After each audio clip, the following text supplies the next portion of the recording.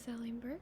I am a best-selling author, journalist, schizophrenia advocate, and CEO and co-founder of Stigma Fighters. It has been 3 weeks since my last video. I'm sorry that I kind of disappeared on you guys. I was grieving. For those of you who are just starting to watch this, I lost a baby. I was 8 weeks pregnant when I learned that I had a miscarriage. So yeah, I had complications with surgery. I ended up getting blood clots and had to do another treatment. So it was a lot. Still, in grief, but doing a little better. I did want to make a video for you guys. Like I said, I'm so sorry that I disappeared, but life happens sometimes. I hope you all are doing well. I don't really have any news, I don't think, do I? No, I've just been resting, working and resting a lot, and that's been helping. So yeah, as far as Violet Midnight goes, we have AB4 and chapter 7, so I'm gonna read that to you guys. So yeah, let's get started. Alright, before. Janie, come out to the front with me. I want to show you something, Annabelle said, coughing in between words. Are you all right, Anna? Jane asked her. Fine, she answered shortly. Jane refrained from pressing. Annabelle would just lie, as she was doing right now. Jane stood from the couch and followed Annabelle outside. I want to show you how to set a defense word to keep you safe. A defense what? Pay attention. Jane only nodded, a little nervous at Annabelle's stricter than usual tone. Come stand next to me. Annabelle waved Jane over with her hand. Now I want you to focus on the most horrible creature you can, a monster. Concentrate on the most dreadful thing the monster could do. Jane opened her eyes. Anna, is this really necessary? Her voice trembled. Jane had a very vivid imagination. Behind her eyelids, she saw horrifying things take place. I wouldn't be standing here if it wasn't. Annabelle coughed again. Close your eyes. All right, now get into your comfort zone. The water, a large wave blocking your house on all sides. Visualize the monster running around it. He can't get in. Jane did what was asked of her. After a moment, Annabelle told her to open her eyes. Do you see the mist? Jane looked at it mysteriously. What is that? It's a defense ward. No one can pass through unless you want them to. Now let me show you how to test its strength so you can keep it standing. Chapter 7. Her grandmother, Annabelle, was my closest friend, Janine said, wiping more tears away. I loved her dearly. What happened to her? Elias asked, placing his hand on Janine's, consoling her. She passed away just a few months back. I haven't seen Jane since. Janine sucked a long breath in. I'm sorry, Elias. I didn't mean for... It's okay, Elias said. Come on, it's getting late. Elias drove Janine back to her house and went home, kicked off his boots, and collapsed into bed. He closed his eyes, aching to ignore the information his aunt had shared for the moment, just so he could get some sleep, but within a few seconds his eyes popped open with a shocking realization. He lifted his arm and looked at the purple handprint again. He got out of bed and walked into the studio. When he had set up the canvas, it didn't occur to him that it wasn't his own intuition that his work of art was derived from, but the inspiration of the dream that inspired him. He remembered it now, down to the purple painted toenails. Elias sniffed the air. He smelled that same scent, the scent that was everywhere, rosemary. He looked around and watched a strange confetti-like decoration float in his house like a thick purple air freshener. Unexpectedly, he felt movement against his chest. He listened.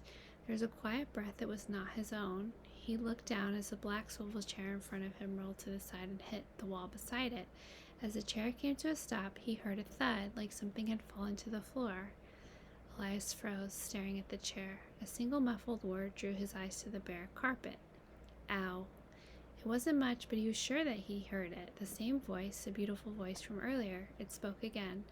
Sorry, I really didn't mean to do that. I kind of tripped. Oh, yeah, it paused. I'm Jane. Can you help me up? My head hurts. Elias didn't make an effort to move. He was lost in the black hole of his mind.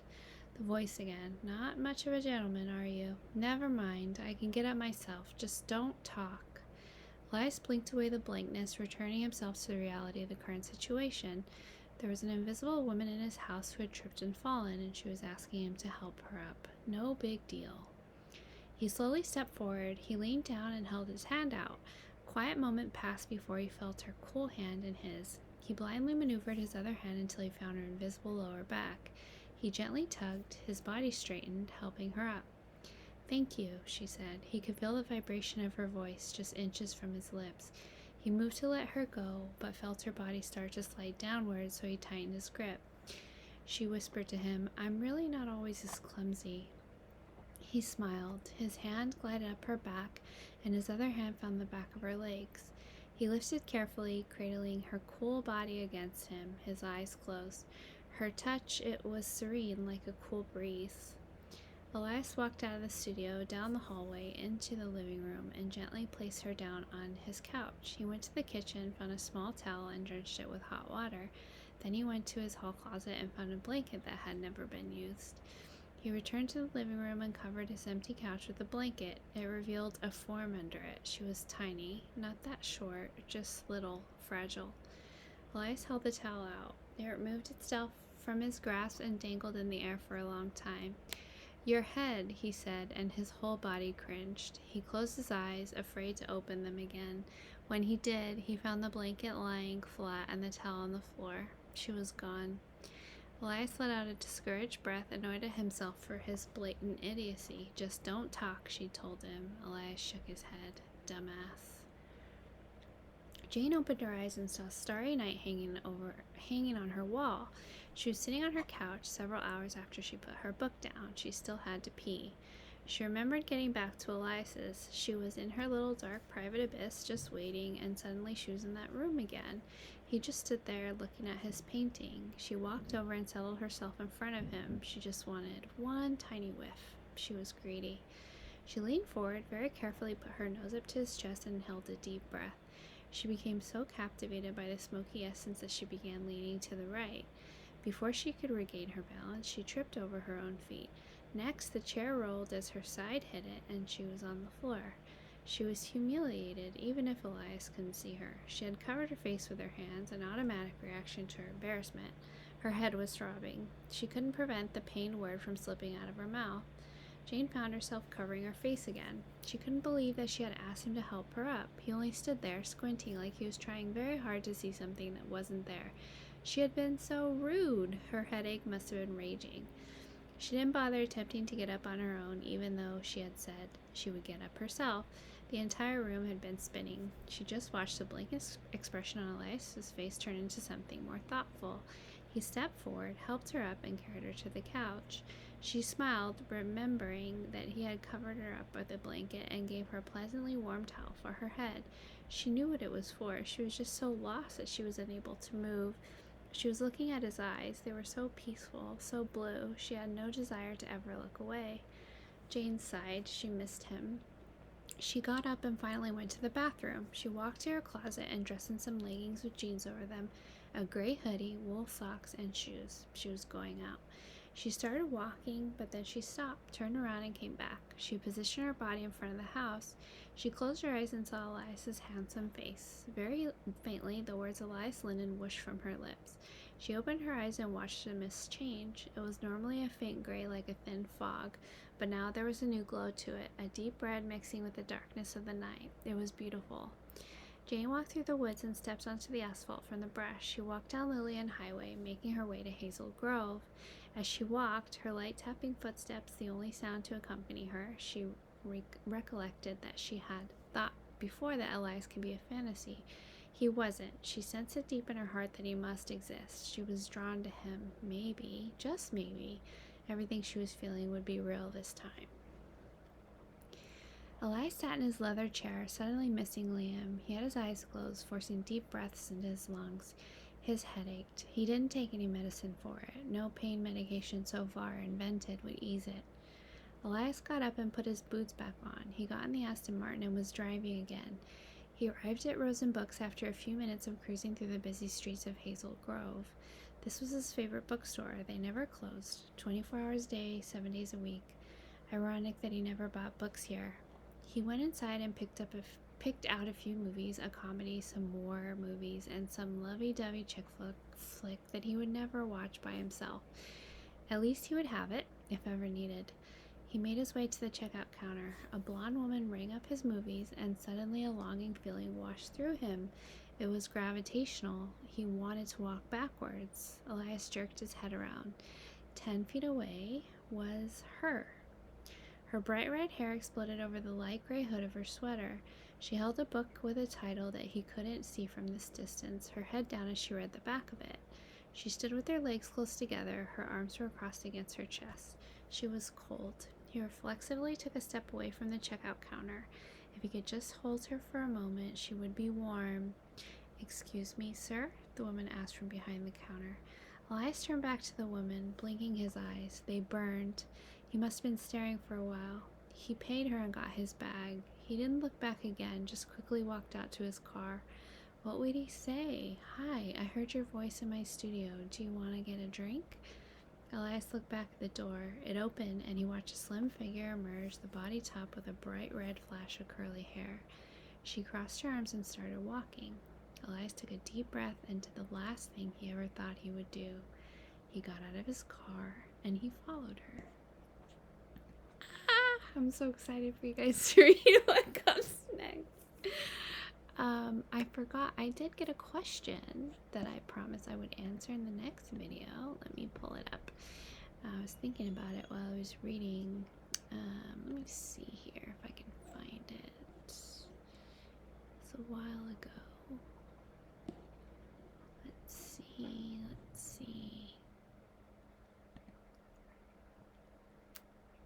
Okay. "Hi, Allie. I would like to hear of how you grew up and think it's great that you're doing a new series. I always wondered after that video what happened to Allie. When you said to the viewer that situation comes from people in those situations, people with homes or medication, etc. To that end, how have you managed to relate those to conditions similar to yours? I personally know the experience of diagnosis is quite scary. It was antiquarian when I went through it. Time passes. Finally, Allie, I'm so glad that you've a good situation and able to benefit from the calmer stages of life when I think knowing yourself through that is what people would like to understand. Thank you." Alright, so first thing, how did I grow up? I had a very, very rough childhood. It was rough. My mom is mentally ill herself. She was an alcoholic and a drug addict until recently when she had a stroke. She's been clean since then, so that's good. My uncles who lived with us were like into a lot of crime. They've both like been to jail many times. So it was not a good situation for me. And then when I was 13, I moved in with my dad, which was a lot better situation. I was there until I was 18. It was a very normal household. You know, he cooked dinner and we had dinner together, and I went to school every day, and it was just very normal. Something I wasn't used to. I was used to, you know, police and crime and meth labs and all kinds of stuff. So, yeah, it was tough. I also have kind of a weird, scary background in my family. My great-grandfather, is the Red Carnation Killer. He had an affair with his assistant when he was married with kids back in the 40s, I think, 30s or 40s. And the story goes that they couldn't be together because he was married with kids and they had a suicide pact. No one knows if this is actually true because, of course, the murdered person cannot talk. But my great-grandfather shot his lover in a hotel room, and there were red carnations there, and Debussy was playing, which is why he got the name Red Carnation Killer. And then he didn't shoot himself. He got in his car and he drove, and then he drove back. Actually, he drove, I think, to the Fresno Police Department. He was in Glendale, California. He was a jeweler, and turned himself in. And the warden of the jail where he was executed said in an article that he was the kindest, best inmate he ever had. He asked for cheeseburger and to listen to Claire de Lune the night before he was executed. So, yeah.